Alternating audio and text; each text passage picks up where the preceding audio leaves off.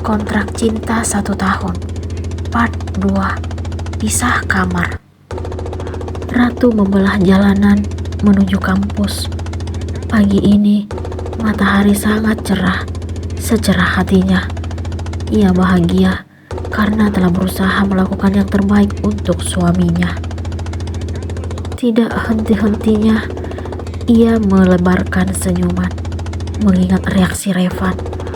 Ia sadar kalau laki-laki itu menunjukkan sikap tidak ingin menerima kenyataan kalau dirinya telah memiliki istri. Ratu kembali mengingat kejadian saat mereka melangsungkan acara perjodohan dan pertunangan 5 tahun yang lalu. Ia sangat bahagia karena memiliki ikatan yang nyata bersama laki-laki yang ia cintai. Akan tetapi, tidak dengan Revan. Pria itu sangat kesal setelah menyematkan cincin di jari manis Ratu. Wajahnya tidak dapat berbohong kalau ia sangat tidak mengharapkan pertunangan dan perjodohan dengan wanita yang kini telah resmi mendampingi hidupnya. "Kamu kenapa, Mas?" tanya Ratu setelah acara pertunangan selesai. "Kamu pasti udah tahu jawabannya," jawab Revan dengan nada ketus. "Maksudnya apa sih, Mas? Aku benci menghadapi sikap kepura-puraanmu." "Kenapa kamu membenciku? Apa salahku?" "Salahmu karena harus bertunangan denganku. Ini keputusan orang tua kita. Lagipun, aku juga mencintaimu." "Aku muak mendengar penjelasanmu." Revan tidak pernah bersikap baik di depan Ratu.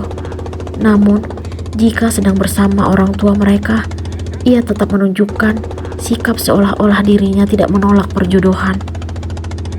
Ratu saat ini berpikir keras agar dapat meluluhkan hati Revan. Ia tidak rela jika pernikahan yang dijalani sekarang akan berakhir dengan perceraian. Ia tidak ingin mempermainkan janji suci yang telah mereka ucapkan. Baginya, yang terpenting saat ini adalah terus berusaha melakukan kewajibannya sebagai seorang istri, walaupun ia tidak dianggap. Ia berjanji pada diri sendiri agar menjadi seseorang yang berguna untuk suaminya. 15 menit menempuh perjalanan, akhirnya ia tiba di kampus tempatnya menuntut ilmu. Dari kejauhan, berdiri 2 sosok yang selalu memberikan dukungan kepadanya. Mereka adalah Bimo dan Cinta, sahabat terbaiknya semenjak duduk di bangku SMA. Ratu segera memarkirkan Toyota Yaris putih miliknya lalu turun. Kemudian menghampiri kedua sahabatnya. Bimo sudah lama memendam rasa terhadap Ratu.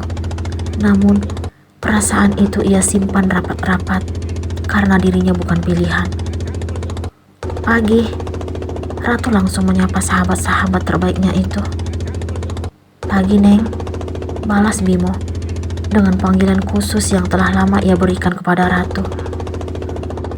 "Tumben datangnya agak siangan." Cinta sangat hafal kebiasaan sahabatnya yang selalu lebih awal tiba di kampus. "Tadi mampir sebentar ke kantor Mas Revan," ucap Ratu. "Cie, yang udah jadi istri, perhatian banget sama suami." Cinta menggodanya. Wajah Bimo langsung mengalami perubahan saat Ratu menyebut nama Revan di depannya. Ia belum mampu sepenuhnya menerima kenyataan kalau wanita yang didambakan itu kini telah resmi menjadi istri orang lain. "Kopinya diminum dulu, Mas." Ratu menyodorkan segelas kopi di meja ruang TV kepada Revan. Malam ini, Revan sedang menikmati waktu istirahat setelah lepas dari banyak kegiatan di kantor. Ia lebih memilih duduk di sofa ruang TV sambil menyaksikan acara kesukaan yang selalu ia tunggu-tunggu. "Gak usah sok perhatian. Kenapa harus kamu yang buatin? Kan ada Bi Inah." Revan tetap menunjukkan sikap tidak suka di depan Ratu. "Aku pengen buatin kopi khusus untuk suamiku. Tapi aku gak butuh. Kalau aku mau, tinggal minta Bi Inah aja yang buatin." "Kamu aneh, Mas. Kamu gak suka denganku bukan berarti kamu juga harus membenci kopi buatanku." Apapun yang berhubungan denganmu, pasti aku benci. Ya deh, aku menjauh. Yang penting kamu minum kopinya. Ratu akhirnya beranjak dari ruang TV. Ia tetap ingin bersikap sabar di depan Revan, karena telah berjanji akan menjadi istri yang mampu membuat sang suami bahagia. Keberadaannya di dekat Revan akan membuat laki-laki itu makin membencinya. Ia menjauh bukan berarti menyerah. Semua itu ia lakukan agar tidak terjadi perselisihan yang hampir tiap hari Revan ciptakan. Ia menghempaskan tubuh ke tempat tidur miliknya dan Revan. Walaupun kenyataan kalau mereka belum pernah merasakan tidur seranjang. Revan selalu menghindar dan memilih tidur di sofa setiap malam. Pernikahan tanpa adanya cinta di hati Revan telah membuat Ratu menjadi wanita yang belum berhasil menjadi istri seutuhnya. Ia hanya berharap dan berusaha agar suaminya membuka diri dan dapat menerima pernikahan mereka. Ia tidak ingin menunjukkan kelemahannya di depan Revan, walaupun ia sangat sedih dan terpukul menghadapi sikapnya yang tidak pernah mengharapkan pernikahan mereka.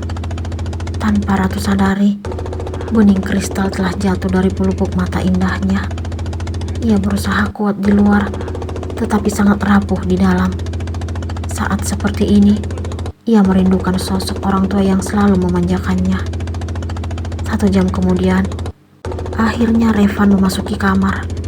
Ia segera meraih bantal, guling, dan selimut dari tempat tidur. Itu rutinitas yang ia lakukan setiap malam. Mas, Ratu meraih tangan Revan sebelum melangkah ke sofa. Lepasin, ngapain pegang-pegang? Laki-laki itu menepiskan tangan Ratu. Maaf, Ratu melepaskan genggamannya. Aku mau tidur. Tunggu mas, kamu tidur di sini aja. Ngarep banget ya kamu tidur denganku. Maksudnya bukan seperti itu. Terus, maksud kamu apa minta aku tidur di sini?